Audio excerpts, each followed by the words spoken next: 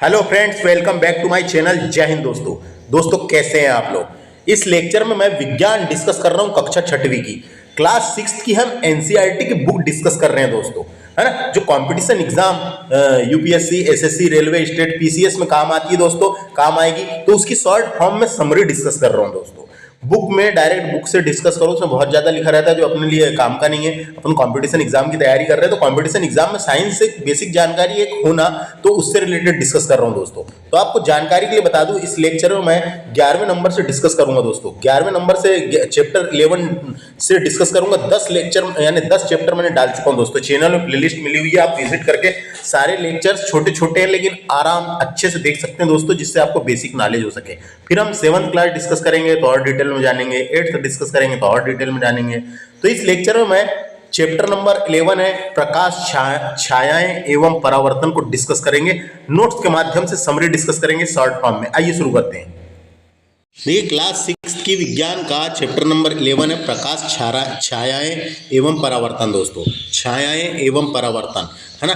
तो इसमें जानकारी दी गई है जो हमको कंपटीशन एग्जाम के हिसाब से पढ़ना है। तो देखो, आप डायरेक्ट डिस्कस करते हैं, बेसिक नॉलेज हो सके। प्रकाश एक अदृश्य ऊर्जा है दोस्तों, जो हमें देखने में सहायता करती है, और प्रकाश ना हो तो हम देख भी नहीं सकते दोस्तों। प्रकाश इतनी जरूरी है कि प्रकाश एक अदृश्य ऊर्जा है जो हमें देखने में सहायता करती है। प्रकाश ना हो तो हम देख भी नहीं सकते दोस्तों, हम देख भी नहीं पाएंगे। प्रकाश के स्रोत क्या क्या है, तो एक है प्राकृतिक स्रोत और दूसरा है कृत्रिम स्रोत दोस्तों, है ना। दो स्रोत है, एक तो प्राकृतिक स्रोत, दूसरा कृत्रिम स्रोत। तो प्राकृतिक स्रोत जो हमें प्रकृति से प्राप्त हुआ है, कृत्रिम यानी जो मानव द्वारा बनाया गया है ना। तो देखो, पहला देखते हैं, प्रकाश यानी सूर्य प्रकाश एक तीव्रतम स्रोत है दोस्तों। तीव्रतम स्रोत है सूर्य का प्रकाश, तीव्रतम स्रोत है, ये पता होना। सितारे हो गया, जुगनू तथा कुछ प्रकाश की मछलियां, प्रकाशी मछलियां, कुछ मछलियां प्रकाश भी उत्पन्न करती है। प्रकाशी मछलियां प्रकाश निष्कासित करती है दोस्तों। निष्कासित करना का मतलब बाहर करती है, निकालती है ना। प्रकाश को निकालती है तो निष्कासित करती है। तो ये सब ऐसा याद रखना है, सूर्य का प्रकाश जो है तीव्रतम स्रोत है। और जो सितारे हैं, सितारे भी अपने को देते हैं कि नहीं प्रकाश। जुगनू तथा कुछ प्रकाशी मछली ये निष्कासित स्रोत है जो बाहर निकालते हैं, है ना। उसके बाद देखिए, कृत्रिम प्रकाश की बात करते हैं, जैसे मोमबत्ती।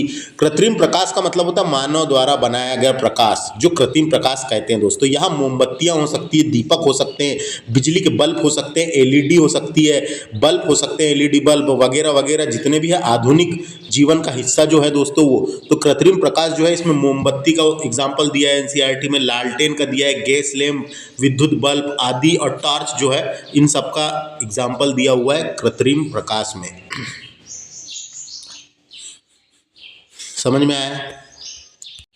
देखिए, नेक्स्ट फैक्ट है, प्रकाश जो है वो सीधी रेखा में गमन करता है दोस्तों। सीधी ही भगता है वो, सीधी रेखा में ही गमन करता है। यह प्रतिबिंब के निर्माण में भी सहायक है। अगर प्रकाश नहीं रहेगा तो प्रतिबिंब बनेगा कैसे, तो प्रतिबिंब के निर्माण में भी सहायक है, जो सूक्ष्म छिद्रों के कमरे में बनता है दोस्तों।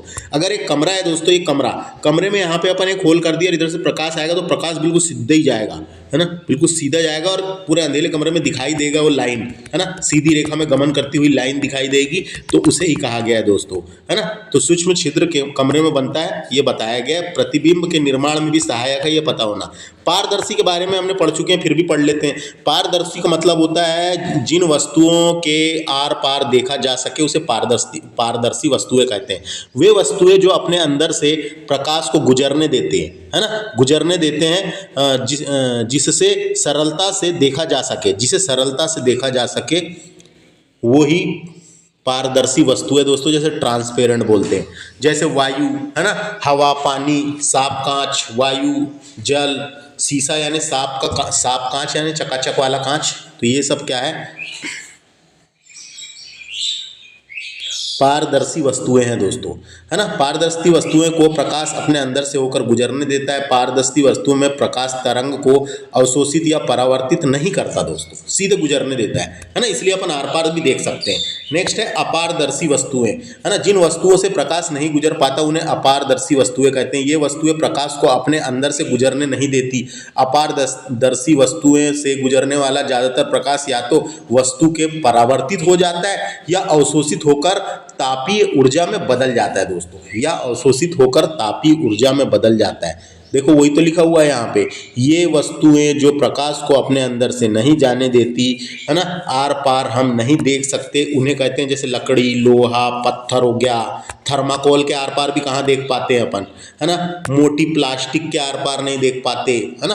और पारदर्शी वस्तुएं छाया बनाती है दोस्तों, अगर पारदर्शी वस्तुएं जो छाया बनाती है, यहाँ से प्रकाश आ रहा है, यहाँ पारदर्शी वस्तु रख दो तो यहीं टकरा जाएगा या अवशोषित कर लेगा या परावर्तित हो जाएगा, तो इधर छाया बनेगा ना, तो पारदर्शी वस्तुएं छाया बनाती है दोस्तों, पारदर्शी वस्तुएं जो है छाया बनाती है, ये पता होना, पारदर्शी नहीं अपारदर्शी। परभासी वस्तुएं देखते हैं अपन, है ना, परभासी वस्तुएं जिन वस्तुओं से प्रकाश आंशिक रूप से गुजरता है, आंशिक रूप से यानी थोड़ा बहुत गुजरता है, उन्हें पारभासी यानी पारभासी वस्तुएं कहते हैं। पारभासी वस्तुओं के आर पार स्पष्ट रूप से नहीं देखा जा सकता दोस्तों, स्पष्ट रूप से नहीं देखा जा सकता, है ना, नहीं देखा जा सकता।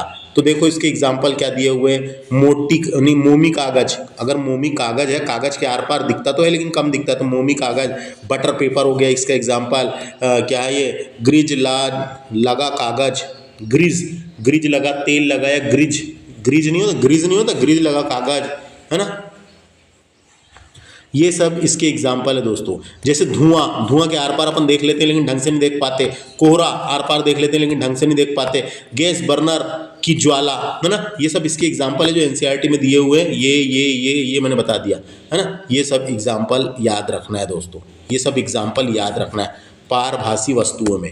देख तो जैसे अपन अपने हाथ में टार्च मारते हैं दोस्तों, तो टार्च का उजाला दूसरी तरफ तो हल्का हल्का दिखता है, जैसे लाल कर देता है, लाल टाइप का दिखता है, तो वो भी हाथ भी क्या है, एक प्रकार का पारभासी है ना। टार्च को हाथ में एक तरफ में हथेली में ऐसा रख के चालू करना, जैसे अपन छोटे थे जब तो करते थे, है ना।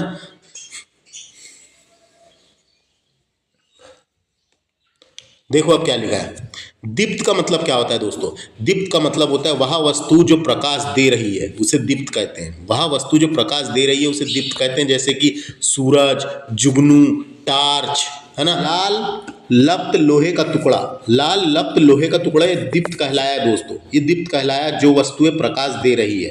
अदीप्त का मतलब जिसका खुद का प्रकाश नहीं है ना, वो किसी और का प्रकाश हमको दिखा रहा है परावर्तित होके, वो चंद्रमा दोस्तों, है ना, वो चंद्रमा, उसका एग्जाम्पल है चंद्रमा। अदीप्त का एग्जाम्पल है चंद्रमा। प्रकाश की उपस्थिति में अपारदर्शी वस्तुएं जो है अवययक का कार्य करती है और छाया का निर्माण करती है, मैंने बताया था जब, तो छाया का निर्माण करती है ना। प्रच्छाया और उपछाया कहलाता है, जिसे प्रच्छाया या उपछाया कहते हैं दोस्तों। परावर्तन इंपॉर्टेंट है, परावर्तन को इंग्लिश में रिफ्लेक्शन कहते हैं दोस्तों। जब कोई तरंग, वो तरंग कोई भी हो सकती है, या तो प्रकाश का हो सकता है, ध्वनि का हो सकता है, पानी की तरंग हो सकती है, किसी सतह से टकराकर उसी माध्यम में वापस लौट जाती है दोस्तों, किसी सतह से टकराकर उसी माध्यम में वापस लौट जाती है, तो उसे परावर्तन कहते हैं। अंग्रेजी में इसे रिफ्लेक्शन कहा जाता है। तो वही चीज़ तो लिखा है यहाँ पे, जब प्रकाश चिकनी सतह पर पड़ता है तो वह एक निश्चित प्रकार के निश्चित दिशा में चला जाता है, इसे नियमित परावर्तन कहते हैं, इसे नियमित परावर्तन कहते हैं दोस्तों। इसे क्या कहते हैं, नियमित परावर्तन कहते हैं। इसके दो नियम है परावर्तन के भी, एक है आपतन का कोण नियम, है ना। आपतन का कोण नियम जो है सदैव परावर्तन के कोण के बराबर होता है, ये पता रहना चाहिए। आपतन का कोण सदैव परावर्तन के कोण के बराबर होता है, आपतन का कोण जो है सदैव परावर्तन के कोण के बराबर होता है। देखो इधर से एक किरण आई दोस्तों, ये किरण का नाम है आपतित किरण, ये किरण का नाम क्या है, आपतित किरण। ये सतह है, यहाँ से टकरा के ऐसी चले गई, तो इधर वाली जो किरण है इसको परावर्तित किरण कहेंगे। ये आपतित किरण जो आ रही थी और ये जो टकरा के इधर गई है, इसको बोलते हैं परावर्तित किरण। तो यहाँ ये बताया गया है आपतन का कोण सदैव परावर्तन के कोण के बराबर होता है, आपतन का कोण सदैव परावर्तन के कोण के बराबर होता है, ये बताया गया है। आपतन का कोण सदैव परावर्तन के कोण के बराबर होता है, ये याद रखना। देखो यहाँ एग्जाम्पल भी है, ये है ना। देखो तो ये कैसे, ये हो जाएगा, ये सतह हो जाएगी, यहाँ से एक आया, ये हुई आपतित किरण, यहाँ से हो गई ये परावर्तित किरण। तो ये जो कोण है, ये दोनों कोण के बारे में बताया गया है। आपतन का कोण सदैव परावर्तन के कोण के बराबर होता है, सदैव परावर्तन के कोण के बराबर होता है, ये याद रखना है। आपतित किरण की बात करते हैं। आपतित किरण, परावर्तित किरण तथा अभिलंब एक ही सतह पर होता है दोस्तों, तो सबको पता है।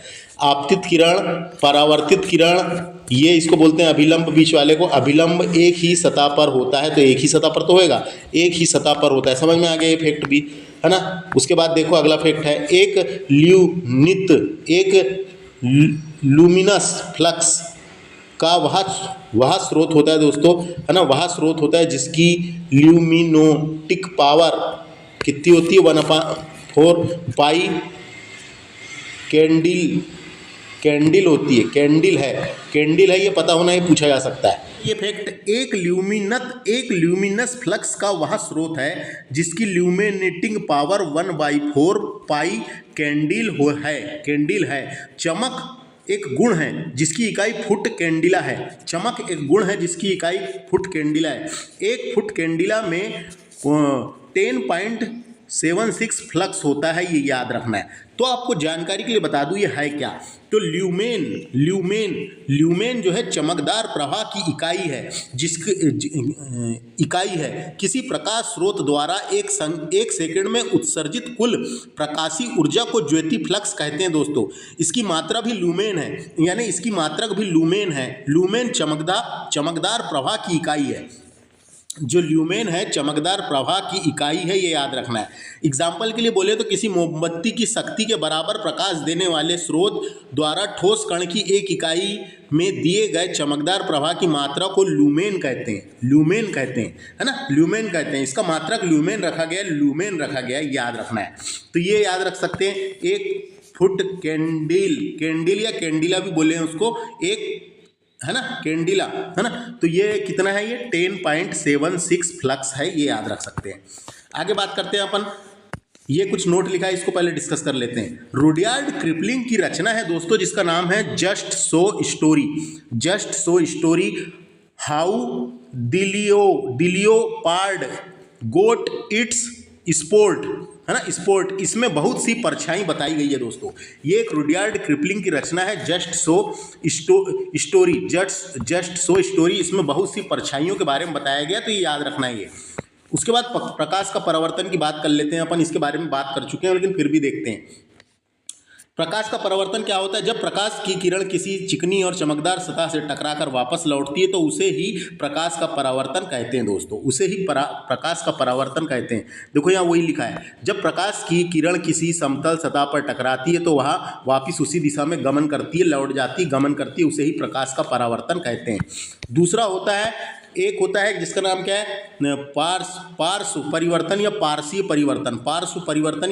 परिवर्तन, है ना। ये क्या होता है, जब किसी वस्तु का प्रतिबिंब देखने पर वस्तु के दाएं बाएं भाग उल्टा दिखाया देता है, जैसे बाएं दाएं भाग उल्टा दिखाई देता है तो ही उसे ही पार्श्व परिवर्तन कहते हैं दोस्तों, पार्श्व परिवर्तन कहते हैं। जैसे हम शीशा में देखते हैं, है ना, तो देखिए जब हम एक समतल दर्पण में देखते हैं तो हम प्रतिबिंब को वस्तु के सामने देखते हैं, है ना, सामने देखते हैं। इसे बायां भाग प्रतिबिंब का दाहिना और वस्तु का दाहिना भाग प्रतिबिंब का बायां भाग होता है दोस्तों, प्रतिबिंब का बायां भाग होता है। जैसे अपन शीशे में देख रहे हैं तो अपना जो राइट हैंड है वो प्रतिबिंब का लेफ्ट हैंड दिखाएगा, है ना, उसका लेफ्ट हैंड दिखाएगा, ये बोला। इसे ही पार्श्वी परिवर्तन कहते हैं। जैसे ये देखो, ये एक दर्पण लगा हुआ है, इधर बिंब बना हुआ है, तो इधर जो बन रहा है दोस्तों, जो अपन शीशे में देख रहे हैं वो प्रतिबिंब कहलाता है। प्रतिबिंब में जब भी किसी वस्तु का प्रतिबिंब देखने पर वस्तु के दाएं बाएं भाग उलट हो जाते हैं, उलट दिखाई देते हैं, उल्टे दिखाई देते हैं, है ना, उल्टे दिखाई देते हैं, वही बताया गया। समझ में आ गया।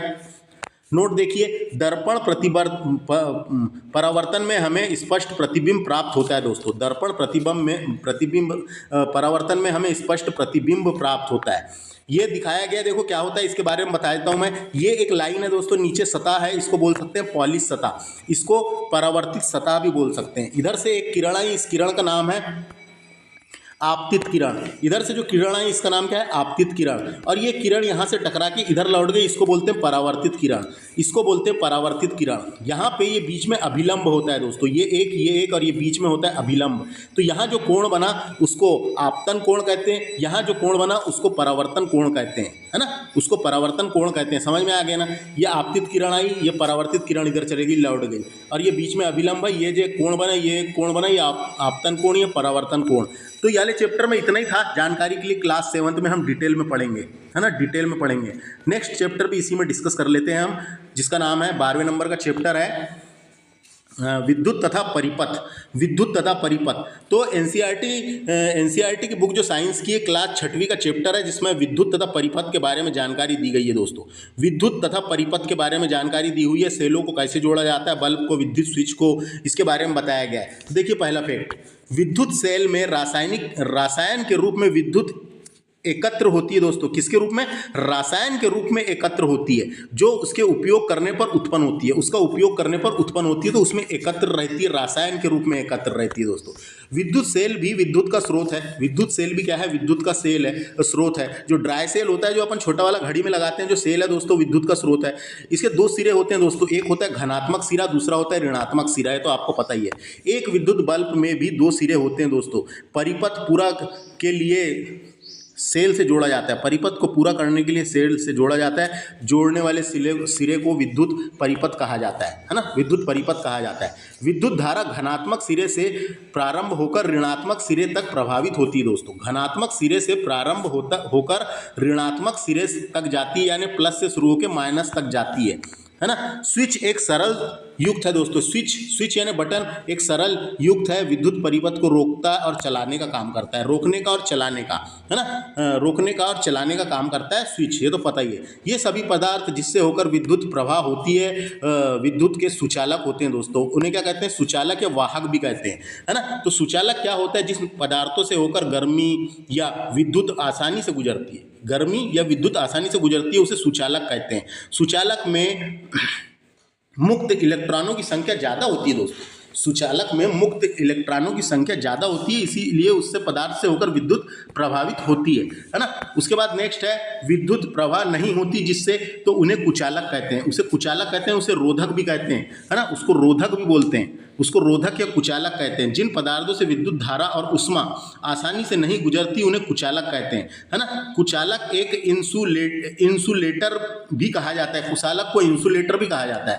कुचालक को इंसुलेटर्स भी कहा जाता है दोस्तों। जैसे कि रबड़ हो गया, एग्जाम्पल के लिए रबड़, प्लास्टिक, सूखी लकड़ी, कांच, है ना, वायु, रुई और कई सारे हैं, चीनी मिट्टी, कागज, ये इनसे नहीं गुजरती, उनको कुचालक कहे हैं। समझ में आ गया?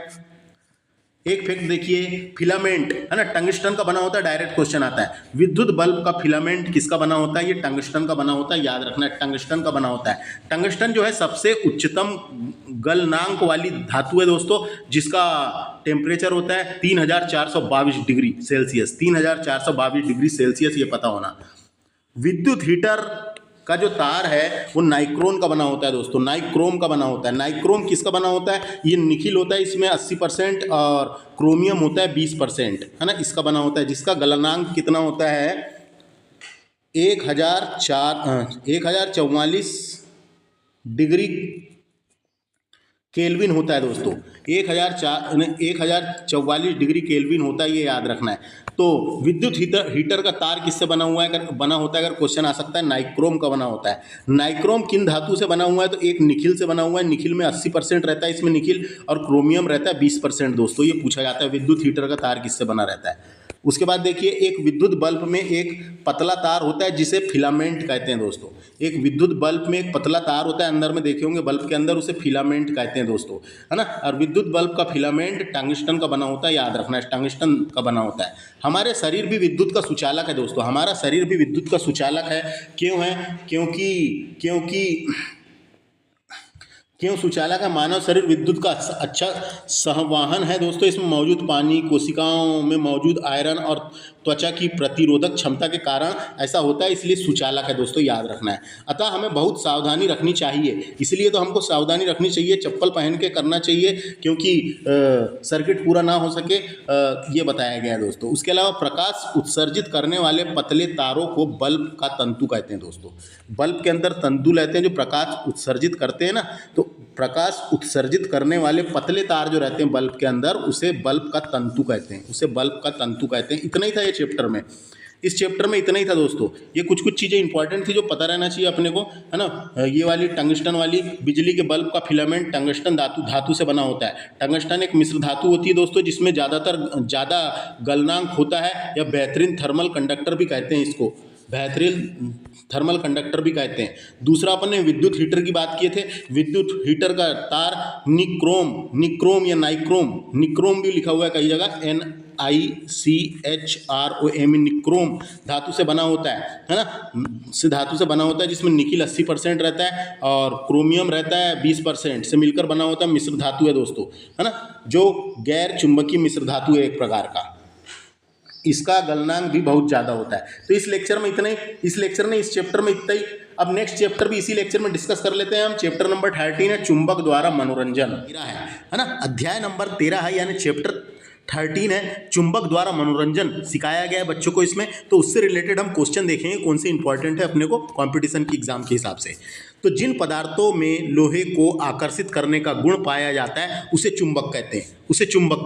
तो चुंबक क्या होता है? तो वह पदार्थ होता है जो लोहे जैसी चुंबकीय पदार्थ को अपनी ओर आकर्षित करता है, उसे चुंबक कहते हैं। याद रखना, मैग्नेट कहते हैं। नेक्स्ट फैक्ट देखिए, कुछ चुंबकीय पदार्थ चुंबकीय गुण दर्शाता है दोस्तों।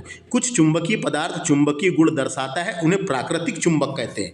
उनको क्या बोलते हैं? प्राकृतिक चुंबक कहते हैं। जो पदार्थ चुंबक की ओर आकर्षित होते हैं उन्हें क्या बोलते हैं? प्राकृतिक चुंबक कहते हैं दोस्तों।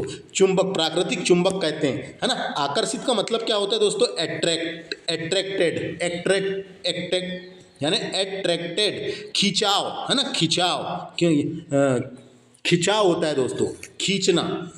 चुंबक कुछ पदार्थों जैसे आयरन, कोबाल्ट, निकिल को आकर्षित करता है। किन को? आयरन को, कोबाल्ट को, निकिल को आकर्षित करता है दोस्तों, ये पता होना। ये चुंबकीय पदार्थ कहलाते हैं। ये जो चुंबकीय पदार्थ कहलाते हैं, आयरन, कोबाल्ट, निकिल को आकर्षित करता है, ये चुंबकीय पदार्थ कहलाते हैं।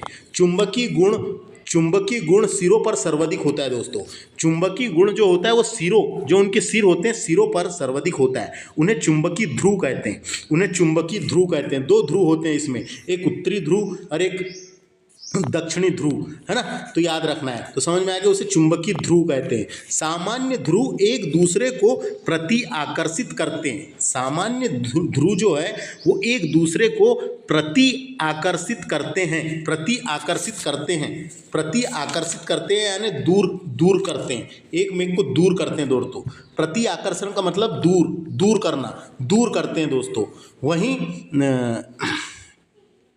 वहीं एक समान ध्रुव आकर्षित करते हैं, एक मेघ को आकर्षित करते हैं दोस्तों, जैसे यहाँ बताया गया है। जैसे कि नॉर्थ को मिलाएंगे तो ये प्रति आकर्षण बन जाएगा, प्रति आकर्षण, है ना। और यानी प्रति आकर्षण का मतलब एक दूसरे को दूर करेंगे। और नॉर्थ और साउथ को मिलाएंगे अपन, एन और एस को मिलाएंगे तो आकर्षण करेगा, है ना, यानी उसकी तरफ खिंचाव होगा और चिपक जाएगा। एन और एस को मिलाएंगे तो आकर्षण होगा दोस्तों, और एस को मिलाएंगे तो प्रति आकर्षण होगा, ये पता होना। प्रति आकर्षण होगा, ये तो आपको पता ही होगा। नेक्स्ट फैक्ट देखते हैं, जब चुंबक को स्वतंत्रता पूर्वक लटकाया जाता है तो वह सदैव उत्तर दिशा में ही रुकता है। उत्तर में रुकेगा, यानी कि उत्तरी ध्रुव व दक्षिणी ध्रुव, तो दक्षिणी ध्रुव में रुकेगा, यानी उत्तरी ध्रुव में रुकता है। तो उससे हमको पता चल जाता है कि उत्तरी ध्रुव इधर है और दक्षिणी ध्रुव इधर है करके दोस्तों, इधर है। चुंबक को स्वतंत्र रूप से लटकाने पर वह हमेशा उत्तर और दक्षिण दिशा में रुकता है, क्योंकि पृथ्वी भी एक चुंबक की तरह काम करती है दोस्तों। पृथ्वी के चुंबकीय क्षेत्र की वजह से चुंबक को उत्तरी ध्रुव को पृथ्वी के भौगोलिक उत्तर की ओर और दक्षिणी ध्रुव को भौगोलिक दक्षिण की ओर आकर्षित होता है। इस वजह से चुंबक उत्तर दक्षिण दिशा में ही रुकता है। समझ में आ गया? और ये पूछेगा तो उत्तर की ओर, याद रखना, ये इंपॉर्टेंट है, सदैव उत्तर दिशा की ओर ही रुकता है। चुंबकीय पदार्थ कपड़े हो गया, प्लास्टिक, कागज, शीशा आदि से गुजरते हैं दोस्तों, है ना। अगर अपन बीच में कागज भी रख दिए, प्लास्टिक भी रख दिए, तो उसका जो होता है चुंबकीय पदार्थ के जो प्रभाव होते हैं, चुंबकीय प्रभाव, जो मैग्नेटिक इफेक्ट है वो उस तरफ भी देखने को मिलेगा, यानी इनसे गुजर जाते हैं। तो मैग्नेटिक इफेक्ट जो है वो कपड़ों से हो गया, प्लास्टिक से हो गया, कागज से हो गया, शीशा से हो गया, आदि से गुजरते हैं, ये पता होना। होना। उसके बाद है दिक् सूचक। एक दिक् सूचक होता है दोस्तों। दिक् सूचक का मतलब क्या होता है? चुंबकीय घड़ी। इसमें सुई सदैव उत्तर और दक्षिण दिशा में ही आराम अवस्था में रहती है। उत्तर और दक्षिण दिशा में ही आराम अवस्था में रहती है, याद रखना है। एक तो उत्तर और दक्षिण दिशा में ही आराम अवस्था में रहती है ना। पूर्व पश्चिम दिशा ज्ञात करने के लिए कंपास का प्रयोग किया जाता है दोस्तों। कंपास जो है इससे पूर्व पश्चिम की दिशा यानी उत्तर और दक्षिण की दिशा हमको पता चल जाती है मैग्नेटिक नीडल से, तो उससे हम पूरब और पश्चिम का अंदाजा भी लगा लेते हैं। तो पूर्व पश्चिम दिशा ज्ञात करने के लिए कंपास का प्रयोग किया जाता है, याद रखना है। किस यंत्र का? कंपास, जिसमें एक मैग्नेटिक नीडल होती है जो उत्तर और दक्षिण को दिखाती है, उत्तर की ओर दिखाती है दोस्तों, है ना। तो ये याद रखना है। इतना समझ में आ गया क्या?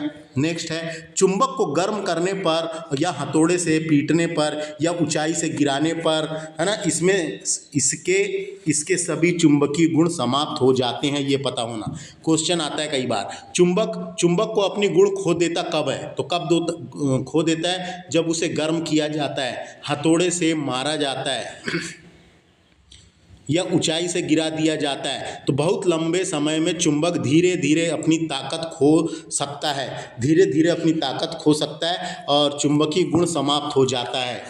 कृत्रिम चुंबक की बात करेंगे तो क्या होती है? क्षण चुंबक होती है।